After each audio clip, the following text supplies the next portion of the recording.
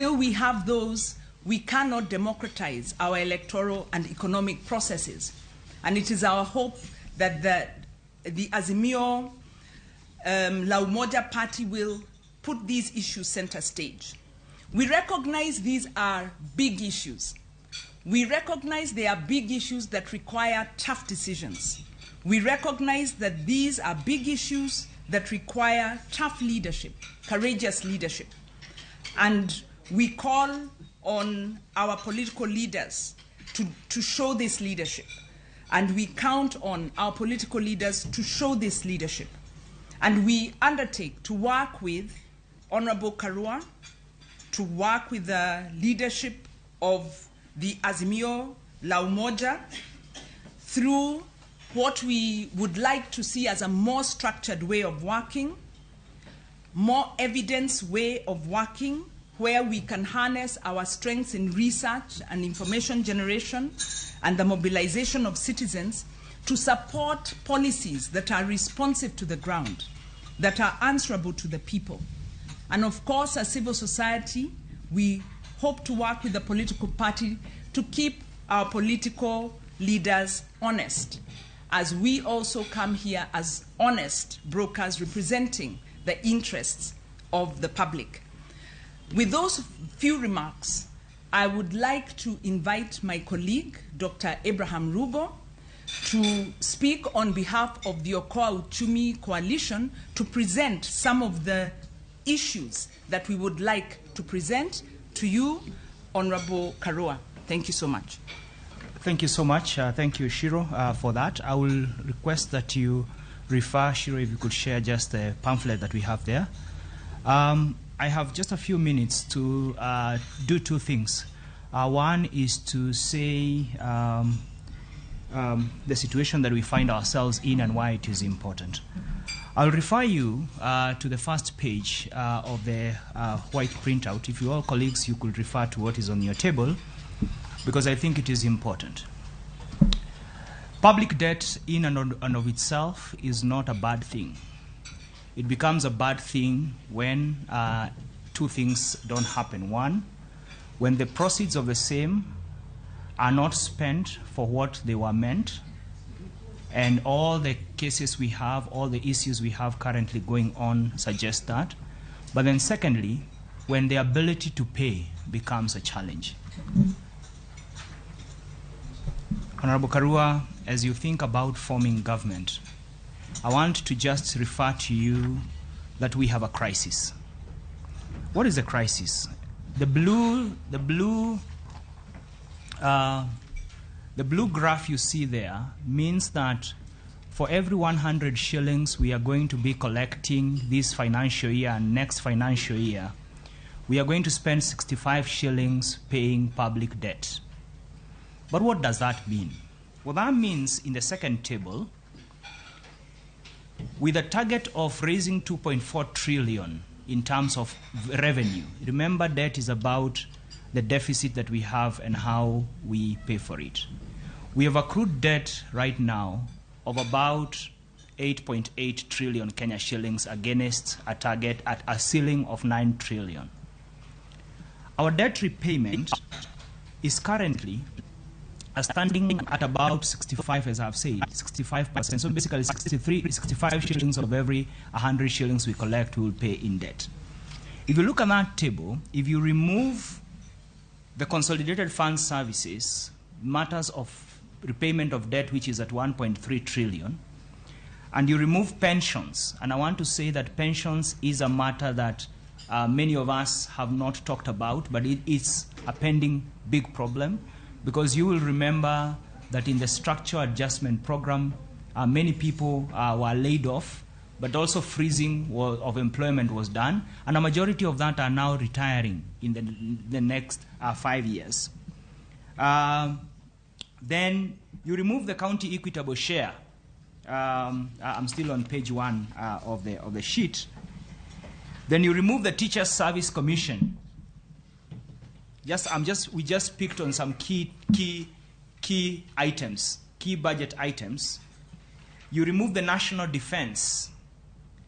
and then you remove the national salaries, you realize already against a total revenue of 2.4 trillion, you are already at a spending level of 2.5 trillion. There you have no water, there you have not put money for agriculture, there you have not put money for infrastructure in education, because what we have put there is just the Teachers Service Commission. These are the estimates that are currently laying in Parliament for approval for the next budget for 2022-2023, which the winning government will basically be taking. Already, you are starting with a deficit of 94 billion shillings. So when we say that debt repayment and servicing is a critical issue, that is where it is placing us. And therefore, it is not a matter that we can just wish away. It's not a matter that we can just say, you know, as long as we can pay, everything is fine. What it does is that it is crowding out critical services. Where will we get money for the 100% transition, for instance? Where do we get money to revitalize business activity? Where do we get money to revitalize manufacturing? And therefore, whereas in the past public debt has been driven by huge infrastructure spending, we worry that if we don't address this matter, in the coming years, it will be largely driven by recurrent expenditure, basic expenses, as I have just shown you on that table. Important on the last table, then I come to the issues. The big table at the back is to show you that the payment of debt and pensions has been the one growing at the fastest rate.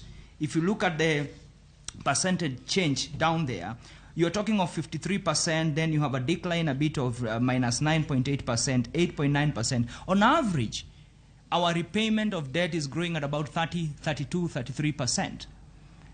Revenue, on the other hand, has remained at about less than a double digit. It's actually remained at about 8, 9% over the years. So what we are saying is that our spending, particularly on this must-spend kind of item, is growing. What then do we propose? I now turn to the manifesto, to the Citizen Manifesto. We are proposing 4 things, but allow me to emphasize 2 of them on the middle pages of the document. One is that we think there is need to strengthen our transparency and public participation on matters of public debt.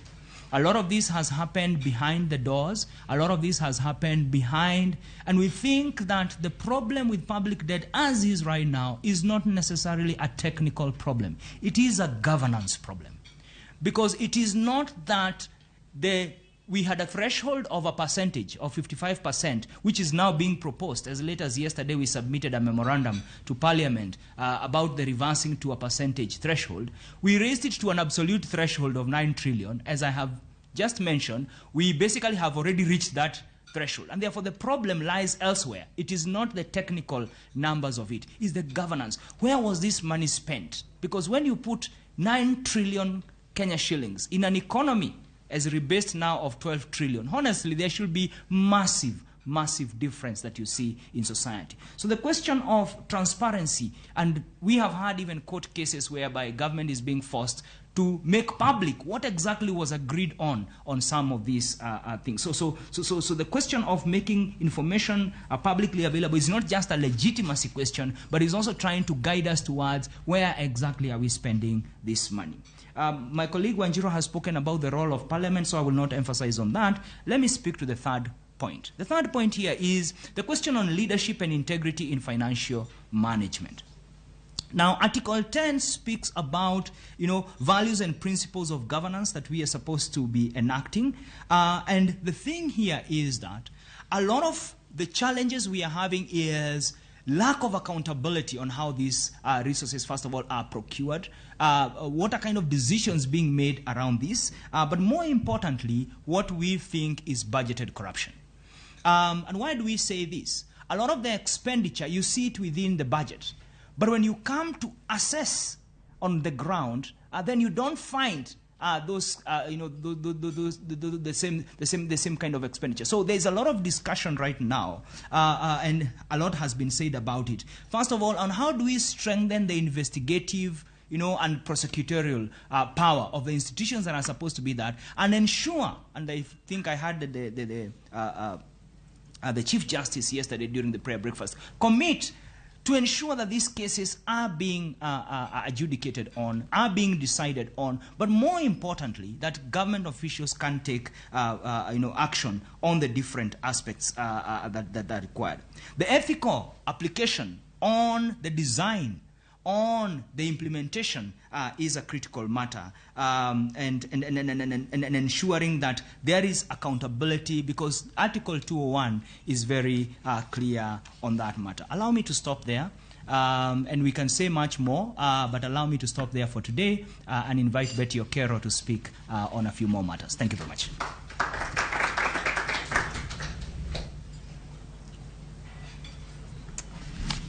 Thank you very, very much.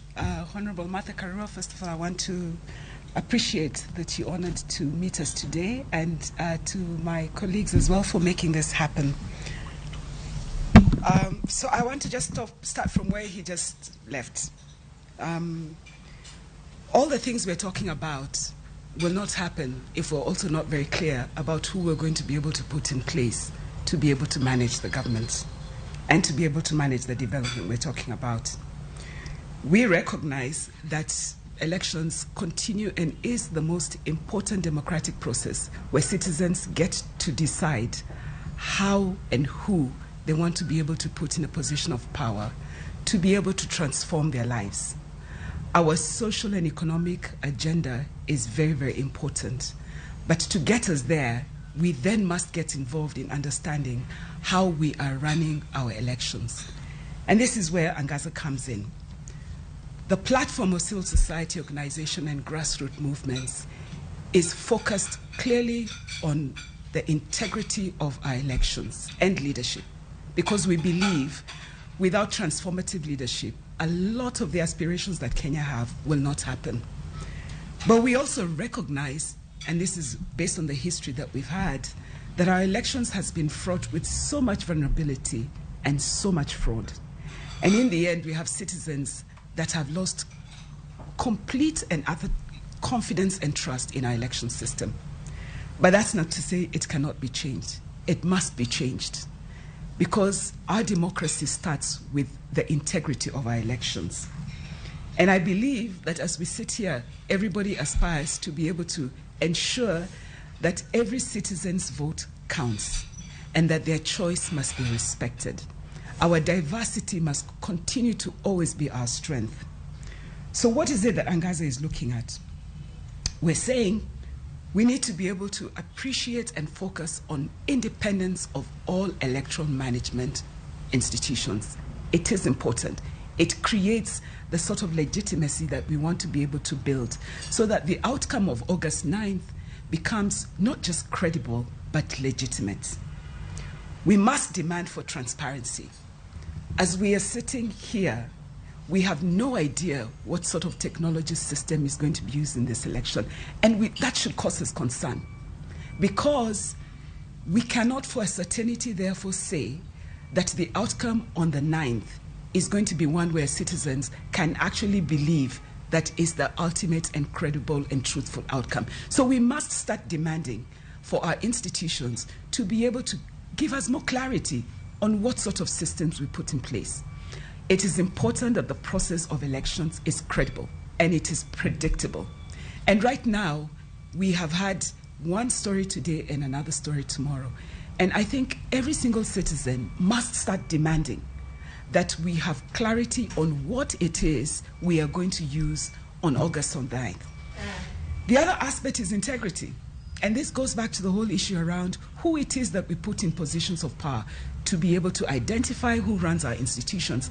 But even right now, the integrity of every single person who is involved in the election management bodies, we have got to start demanding a standard and a threshold for what sort of conduct and behavior we must be able to get from them. Because impartiality will certainly lead to more credibility by the citizens. And then we have got fairness. The whole aspect around inclusion continues to bog this country. We have got to start appreciating that when all Kenyans participate in a democratic process, then it means that we are also saying we are guaranteeing our economic survival as a country. We're also saying that the social justice agenda that every single Kenyan is aspiring for right now, based on the economic life that we are faced with, will then become assured. So what is it that we would like to ask Martha, Honorable Martha? You know, elections are supposed to be so simple. You know that you're supposed to vote, you know that you're supposed to register. All those things are supposed to be so simple. Yet in Kenya, our election management is the most complicated. It is opaque, it is transparent, it is uncertain, it is unpredictable. Every single one of us in this room is wondering what next is going to happen.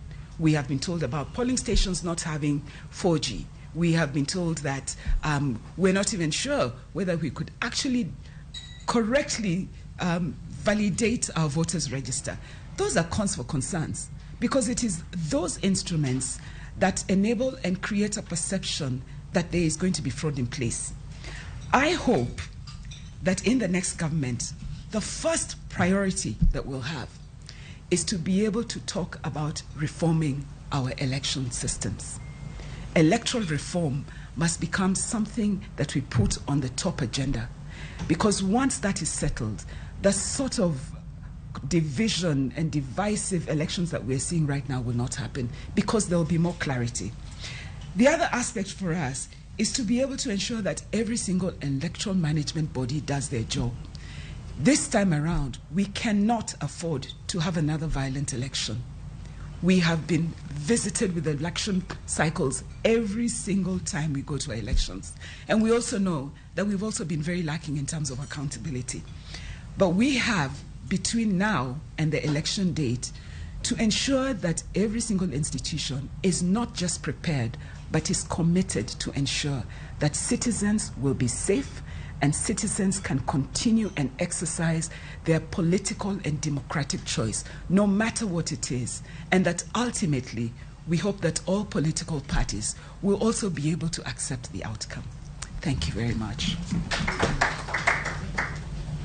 Sorry, I would love to bring on John to be able to take us to the next stage.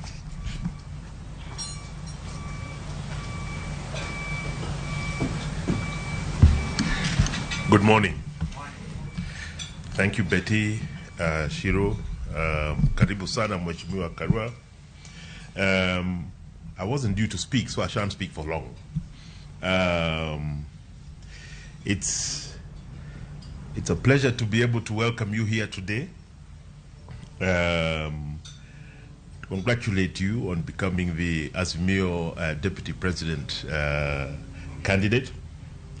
We're going into an important process. As Betty has just articulated, elections are fraught in Kenya, but it is also good that we have them. There are many people in many other parts of the world who don't have these kind of processes and are not able to sit the way we are sitting here today, which is a special kind of event where the Azimio party is sitting together with civil society, and we are free to be able to engage and exchange ideas, and so that is something that we appreciate. Dr. Rugo raised an important point, which I'd like to emphasize.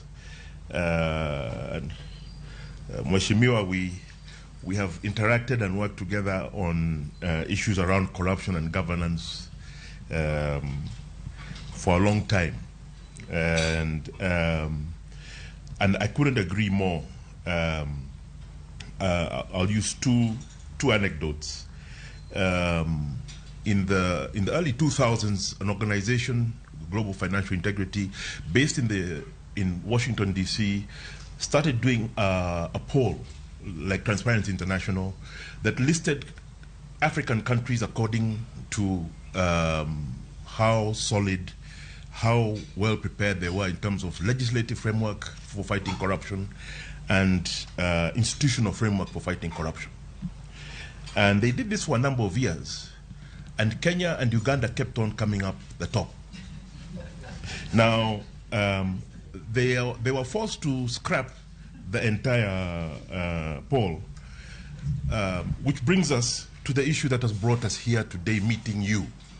That ultimately, We have a great constitution, we have great laws, but ultimately it's about people and norms.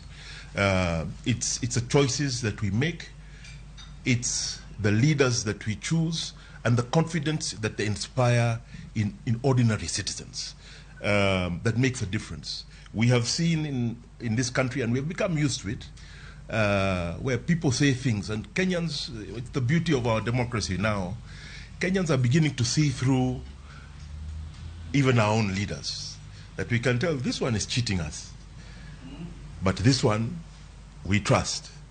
And so you carry a load, Mheshimiwa, because people believe you, and that's very important. Other people have got money, they have many things, but the most important thing is to be believed, and to be believed by ordinary people. So guard that jealously. It is your greatest currency. The movements that are represented here are special to me, because it's never put like that, but I found myself in government and then out of government and in exile because of debt. Specifically, commercial debt. Specifically, commercial debt that had been acquired by a few individuals who I shall not name for purposes which I'm sure you all understand. At that time, the issue that was at contention when I was in office was around $800 million US. Now, the figures that Dr. Rogo is talking about here boggle the mind, that we've really lost control of our public finance management system at a time when we have passed a constitution that is the most rigorous in this entire region in terms of managing it, which again brings me back to the importance of people. So I raise these issues to bring back the focus on the importance of people, of honest people, of committed people who want to do good for their country. And with those few words, again, I thank you, Mheshimiwa, for joining us today. I'd like to invite my brother, Professor Makao Mutua, Chairman of the Kenya Human Rights Commission and spokesman of the presidential campaign of Azimio la Umoja. Karibu, Makao.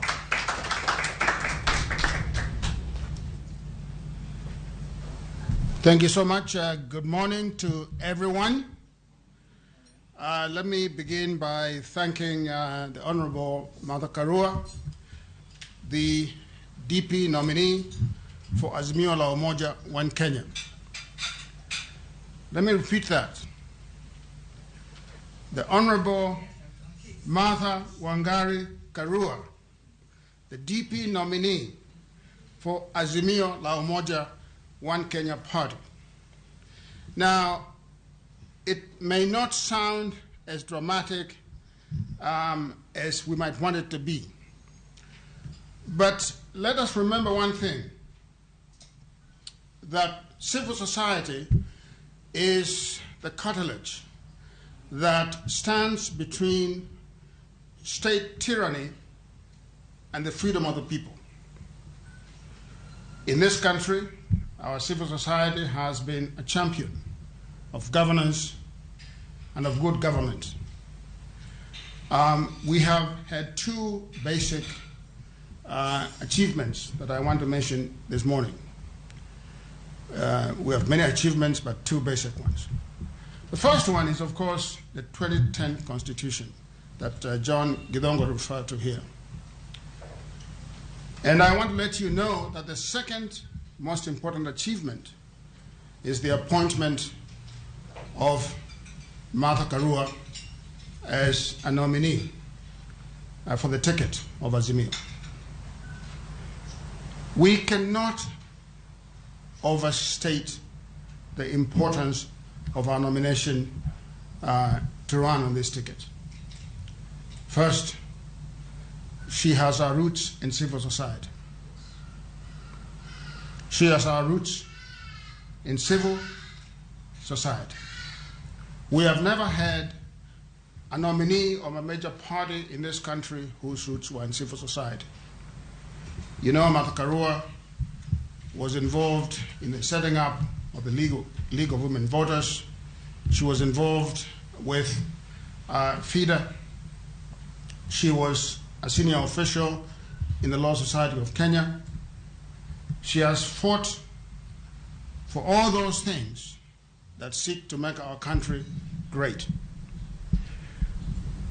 And so today I want to say also that the ticket that on top of which she sits with the Right Honorable Raila Odinga is a ticket that is historic, it's a ticket that is inspired, and it's a ticket that has not been seen in this country and, quite frankly, in the region. If you look at the two of them, Ms. Odinga is, without question, the most important Democrat that this country has produced. Without question. If you look at the ticket, Ms. Karua is the most progressive politician that this country has ever produced. You cannot find another ticket that is as formidable as that one. And I would like to say that this ticket of Raila Odinga and Martha Karua is a human rights ticket.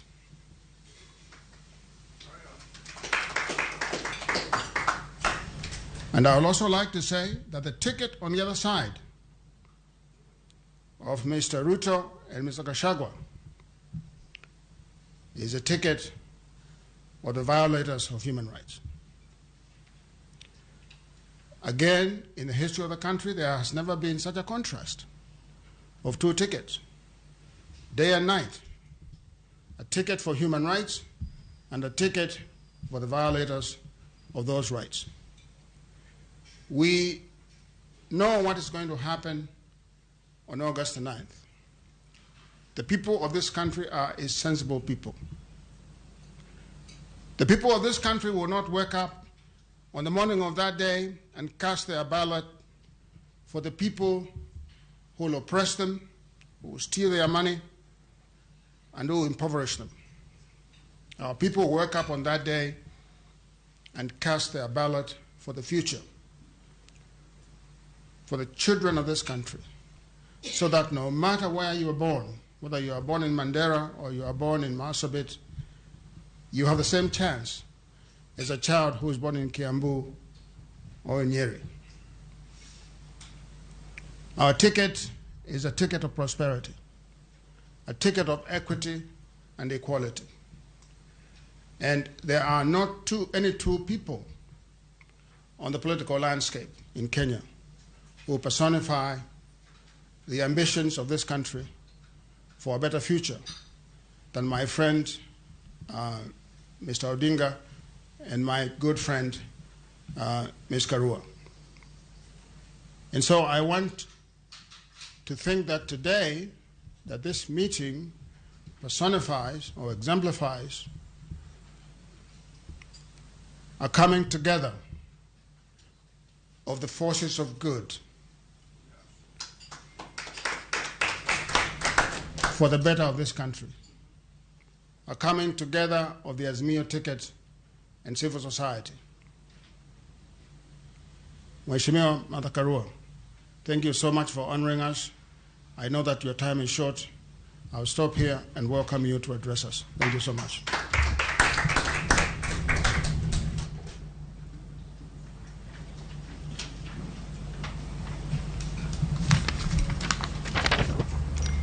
Sisterens and brethren, we have to create our own word because the only word found is brethren, and I don't think we fit there. Good morning. May I begin by apologizing for coming late.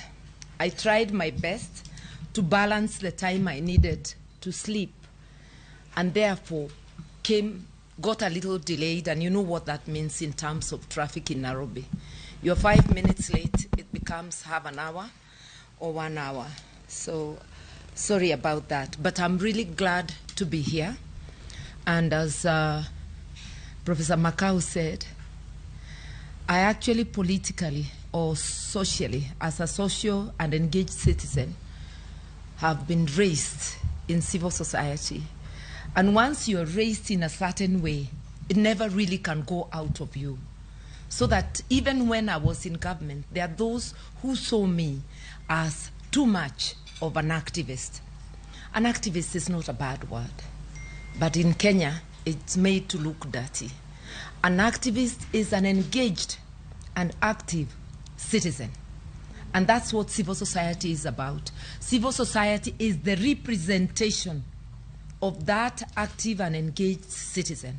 And there are many, including in villages, but they have no forum where their voices can be heard nationwide.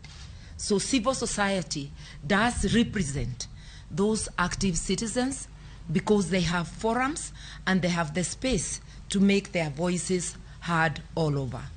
And when I think of that now, I think my late paternal grandmother was actually an activist.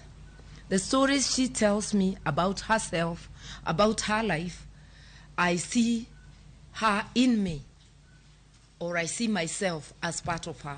And that makes me know that we have very, very many active and engaged citizens, and civil society does represent them, and also provide them, or rather affirm them that what they are doing is right.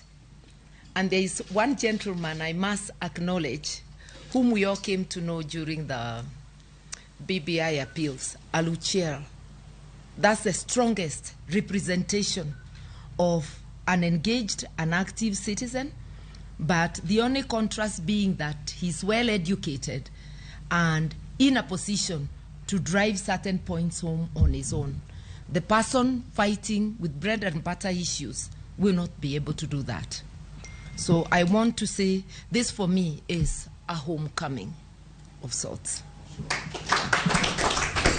And I want to say I'm glad to work with you. I'm glad that you, my relatives, because I said I was brought up in civil society, have called me so that we can have this engagement, and to say how happy I am that there's a prospect of partnership and working together, because our country is our responsibility.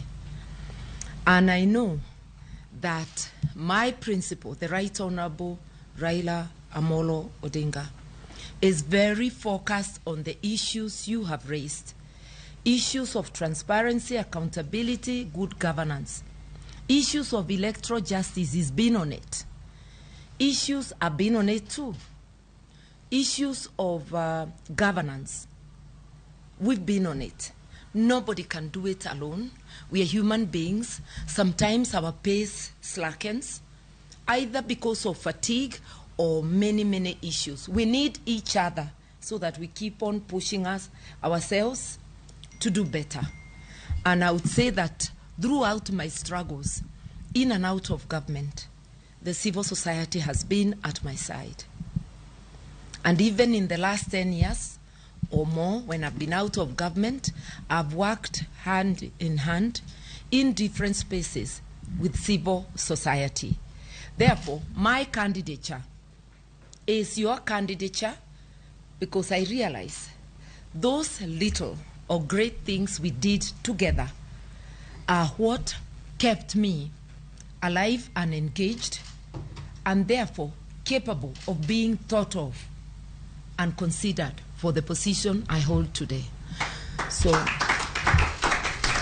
you've been part of my journey, and you are part of me, and we want to move together. And I will say this of Right Honorable Raila Odinga: the fact of choosing me as his running mate, a woman with a mind of her own, known,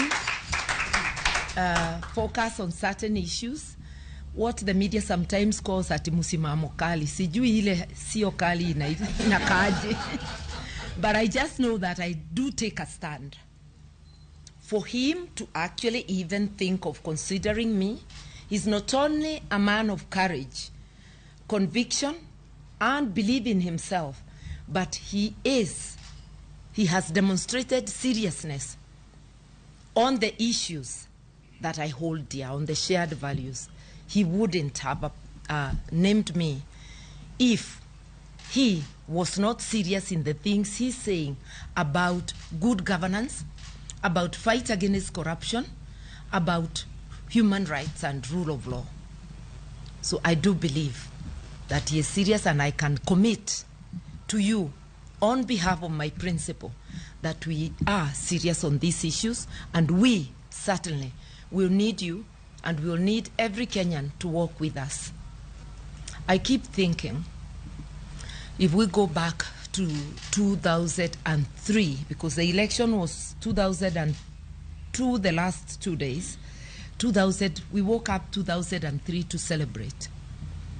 And I see the determination in citizens themselves to restore rule of law, democracy and human rights, to the extent of ordinary citizens ordering police officers who have ammunition, return that note you just received.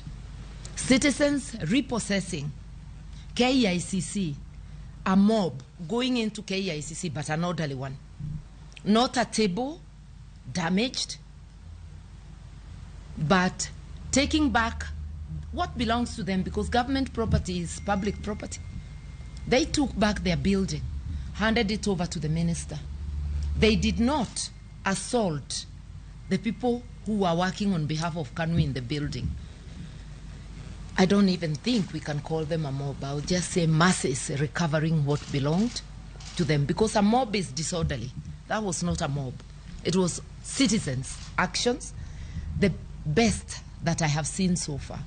So all we need in Kenya to succeed in the things we are talking about, both the electoral justice, and I'll tell you how, and governance, is to reawaken the fire in the bellies of our citizens, a critical mass of them. And this we shall do together. I know that it is not about laws. We may need laws to outlaw keeping cases days on end. Just like we have electoral cases going in 6 months, we may need laws, Speedy Trial Act, which restricts the court to a certain time, so that we don't have these adjournments, at the adjournment to let a person continue with the elections. They didn't give us time to figure out how to get on with health services when our money has been looted. They didn't give us time to know how we can have food when there is no money to help citizens when they are in need. So we may need to tweak certain little things. But what we really need is to reawaken the fire in our bellies to demand accountability and good governance. And we need to spread to the citizens across the country the message that they can come together. And when they come together, those at the center can go to their rescue to help them demand accountability. Our Constitution, just in the word public participation in Article 10, we have it all.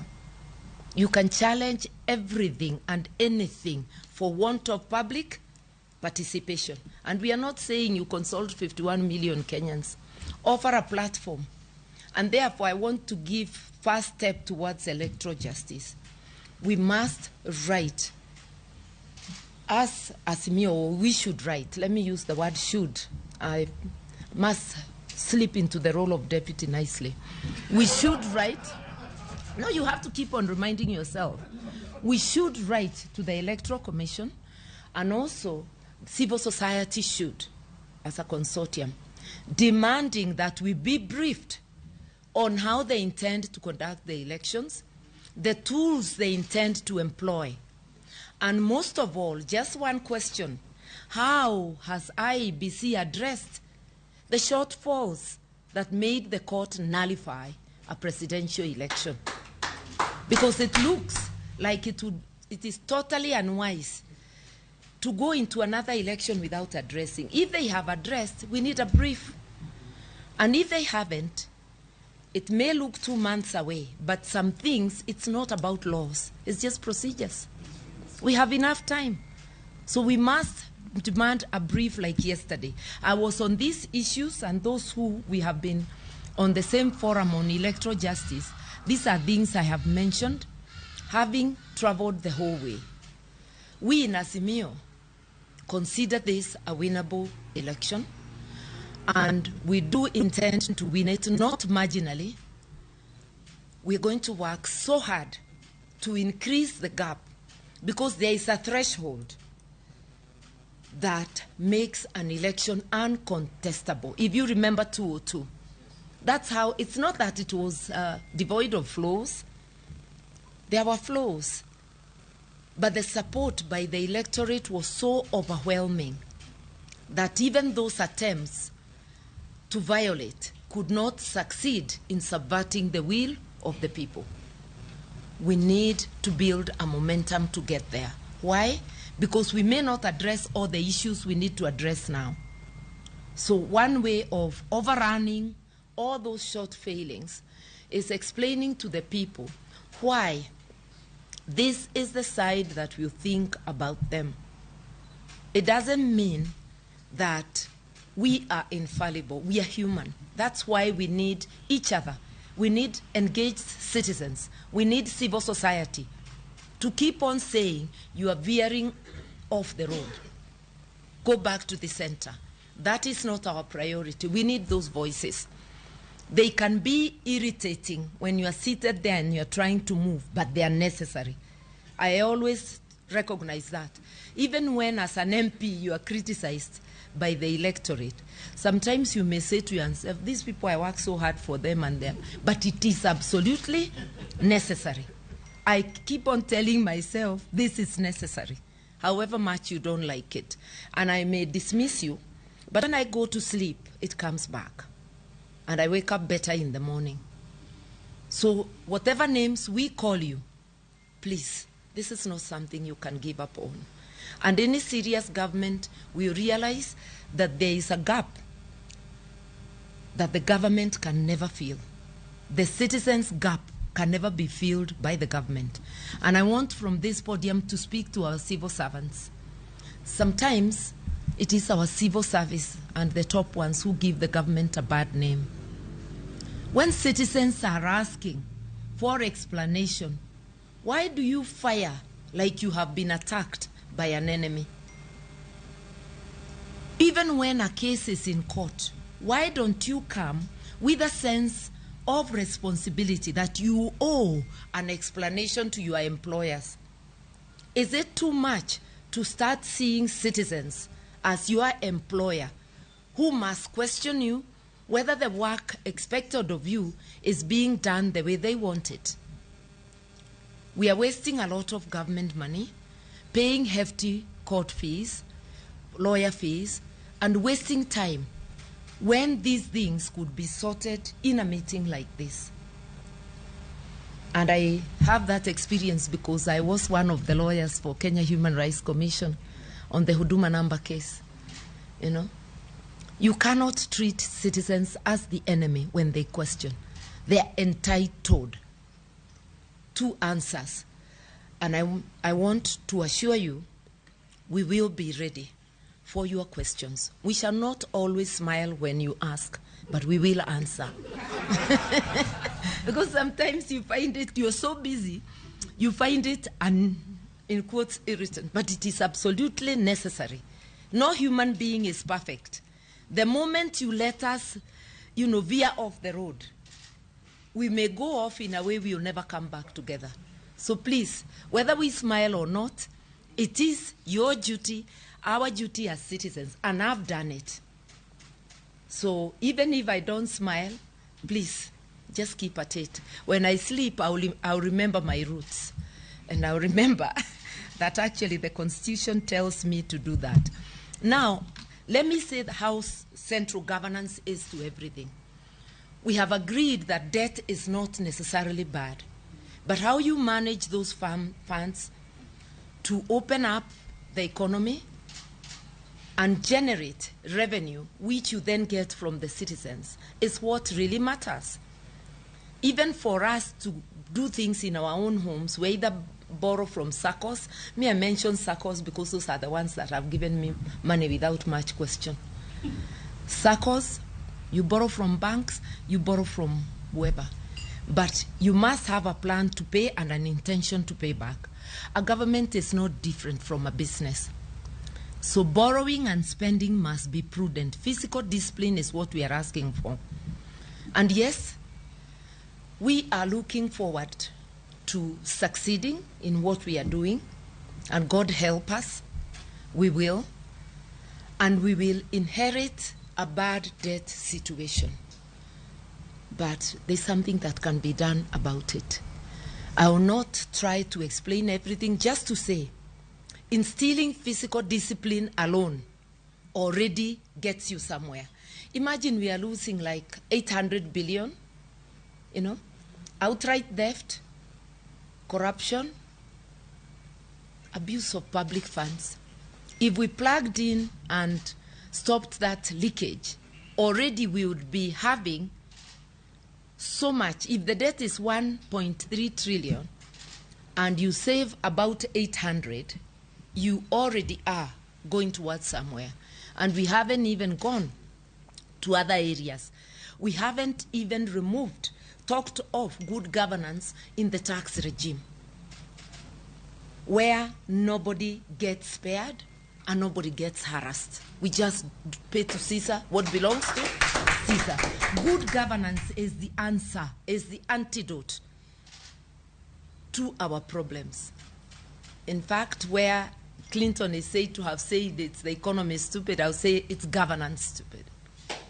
That's what it is, and that's what civil society stands for. Now, in elections, what did I mean that the citizens, an overwhelming win can overrun all issues, but also personal responsibility. Why are we talking about governance? It's not just those in government. I am again talking to our professionals, to civil servants. This is your country. Don't be at war with your country. When you do things the way they are not supposed to be done, you are at war with your country. As an electoral officer, when you help manipulate the electoral process and abuse it, you are at war with your own country.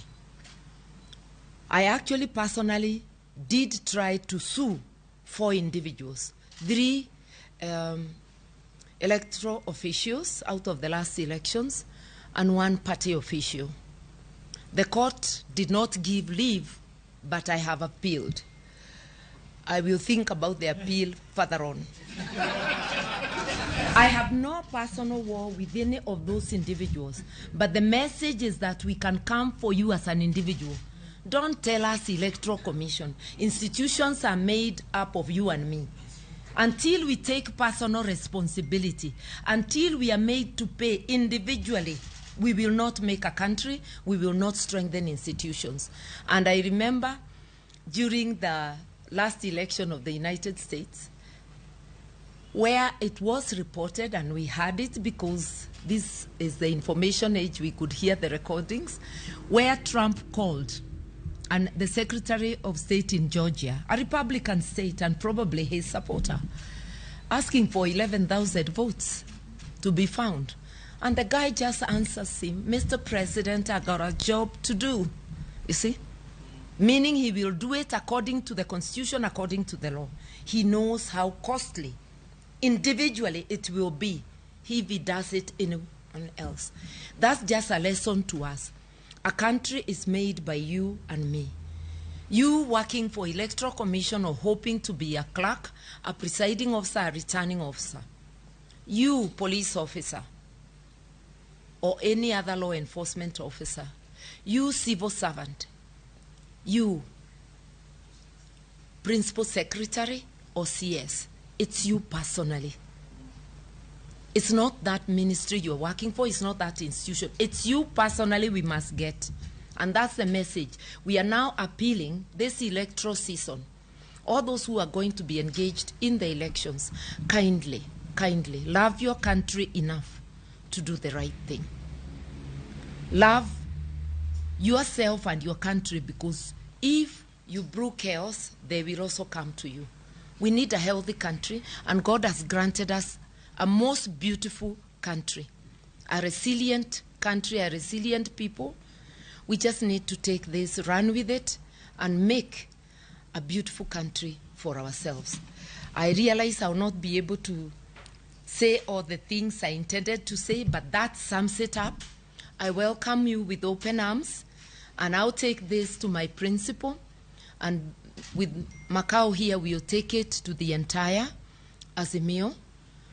We would love and we look forward to working with you to strengthen our nation, our institutions, not just to win the elections, thereafter to win the war of ending poverty, ignorance, and disease.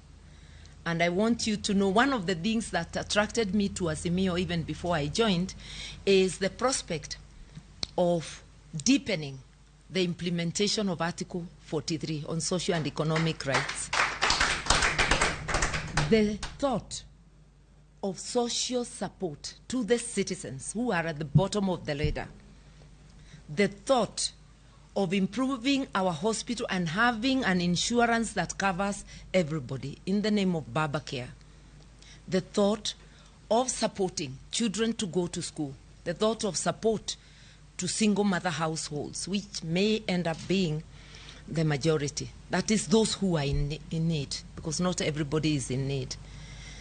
All those things, our manifesto focuses on economic social rights. We are promising Kenyans economic liberation. I can see you are talking about it. So your two themes, electoral justice, economic justice, are core in Azimio. Welcome home, just like you have welcomed me home. Asanteni sana.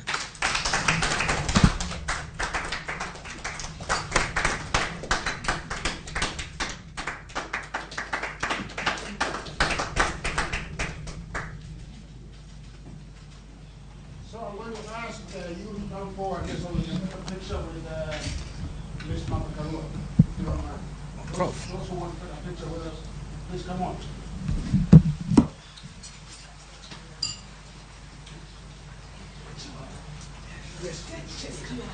Sorry?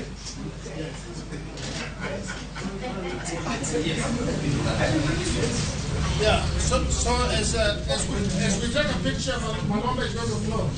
Please. Malombe is going to close. Okay.